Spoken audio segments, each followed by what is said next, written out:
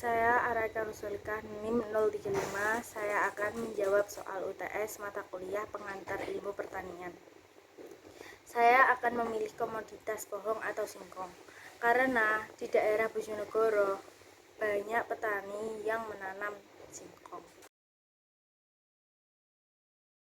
Menurut saya, definisi pertanian adalah kegiatan mengelola sumber daya alam yang tidak hanya mencakup tentang tanaman pangan saja, akan tetapi juga tentang peternakan, perkebunan ataupun perikanan.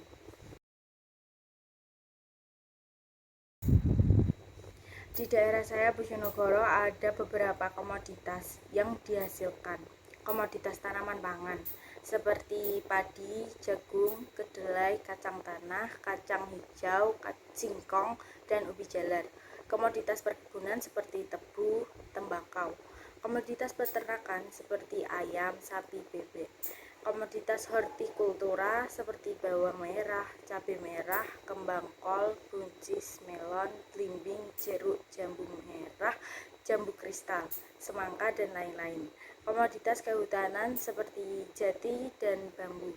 Untuk komoditas perikanan, karena Kabupaten Bojonegoro tidak memiliki potensi kelautan, maka banyak dikembangkan adalah perikanan budidaya ikan-ikan di kolam-kolam dan beberapa perikanan di waduk-waduk dan sepanjang perairan Bengawan Solo.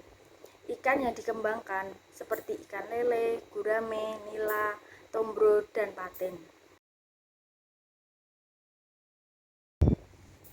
Sejarah pertanian di Indonesia, kemegahan Kerajaan Majapahit tidak lepas dari sejarah pertanian Indonesia.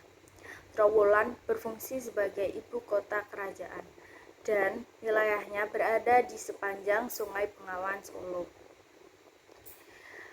Selain itu, masyarakat Majapahit terpaksa mengandalkan pertanian karena letaknya yang berada di tepi sungai. Sebagian besar dari mereka adalah petani. Karena menghasilkan banyak beras, Majapahit memiliki sektor pertanian yang kuat.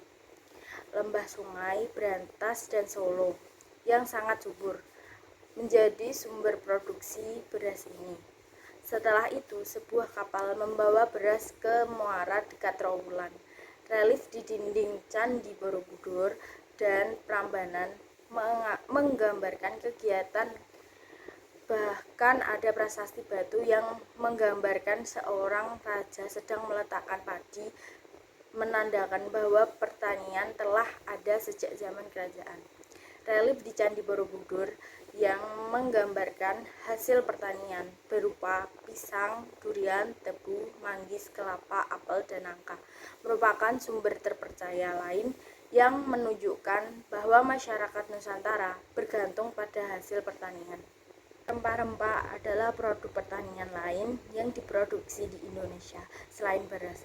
Oleh karena itu, tidak mengherankan jika orang Eropa mendamba-dambakan rempah-rempah Nusantara.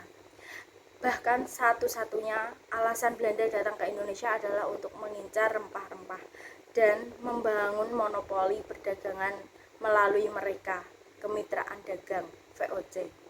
Pada tahun 1830, Gubernur Jenderal Johannes van den Bosch menetapkan sistem tanam paksa di Hindia Belanda. Dia mengamatkan agar setiap desa mendedikasikan 20% dari tanahnya untuk budidaya tanaman ekspor, khususnya kopi, tebu, teh, dan nila. Hasil panen akan diberikan kepada pemerintahan kolonial dan hasil panen ini akan dijual kepada mereka dengan harga tetap. Penduduk desa yang tidak memiliki tanah diharuskan bekerja 20% dalam setahun di kebun milik pemerintah selama 75 hari yang merupakan jenis pajak. Namun, pemerintah Belanda menghapus sistem tanam paksa setelah kaum liberal di Eropa menyuarakan penentangannya. Penghapusan itu di sisi lain dilaksanakan secara bertahap. Kemenangan politik mutlak kaum liberal di Belanda pada tahun 1850 menandai dimulainya gerakan abolisionis. 2000 years later. abolisionis. Selain itu, hampir dihilangkan pada tahun 1877 dengan pengecualian penanaman kopi yang berlanjut hingga tahun 1917.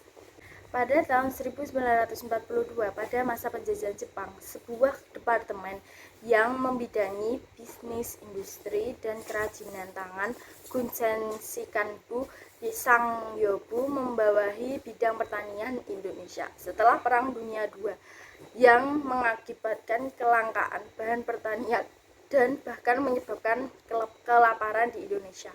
Penguasa militer menguasai komoditas perkebunan dan hasil pertanian. Karena itu, komoditas tersebut harus ditanami padi dan kapas yang merupakan bahan baku pembuatan pakaian. Komoditas tanaman lainnya juga mengalami stagnasi pada saat itu karena mobilisasi tenaga kerja dilakukan untuk mencegah kelaparan dan kekurangan pangan. Kelapa sawit menjadi fokus utama sektor pertanian Indonesia. Setelah kemerdekaan, produksi kelapa sawit meningkat seiring dengan perluasan lahan. Selain menghasilkan kelapa sawit, Indonesia menjadi produsen utama kopi, kakao, dan karet. Bahkan pada masa Orde Baru, akibatnya ekspor pertanian meningkat pesat. Tantangan yang dihadapi sektor pertanian pada komoditas singkong, yaitu rendahnya produktivitas singkong di Indonesia, kurangnya lahan untuk menanam singkong, kurangnya pengetahuan teknologi budidaya singkong.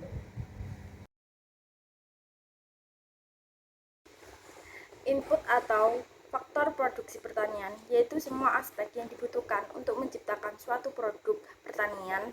Faktor tersebut meliputi lahan pertanian, tenaga kerja, modal, kelembagaan pertanian dalam komoditas singkong di daerah Bojonegoro. Faktor produksi pertanian yang digunakan meliputi lahan pertanian, tenaga kerja, modal, dan lain-lain. Pasca panen adalah kegiatan yang dimulai dari saat panen hingga produk tersebut di tangan konsumen. Komoditas singkong di Bojonegoro, pengolahan pasca panennya biasanya diolah menjadi getuk, pati, keripik singkong, tape, tiwol, jemblem, dan dijual ke pasar pada pagi harinya.